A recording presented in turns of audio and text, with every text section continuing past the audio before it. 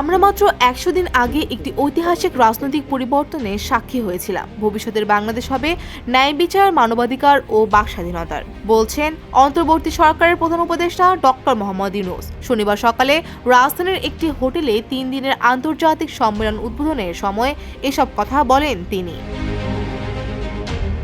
অর্থনৈতিক বৈষম্য, সামাজিক অবিচার কিংবা জলবায়ু পরিবর্তনের ক্রমবর্ধমান হুমকি সবই এক একটি বড় বাধা বলে মন্তব্য করেন প্রধান উপদেষ্টা। তিনি বলেন, তবু বাংলাদেশ বারবার দেখিয়েছে কিভাবে প্রতিকূল পরিস্থিতি মোকাবেলা করতে হয়।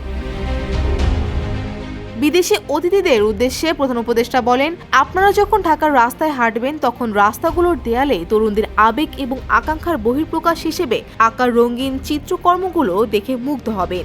এই চিত্রকর্মগুলো দেখলে যে কেউ তরুণদের সৃজনশীলতার শক্তিতে মুগ্ধ না হয়ে পারবেন না। এখানে কোনো ডিজাইনার ছিল না, কোনো কেন্দ্রীয় পরিকল্পনা ছিল না এবং কেউ এর জন্য তহবিল দেয়নি।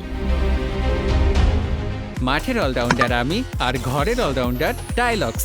টাইলক্স টয়লেট ক্লিনার, ক্লিন মানেই টাইলক্স। তিনি আরও বলেন, দেশের লক্ষ লক্ষ মানুষ আজ পরিবর্তনের দাবি জানিয়েছে।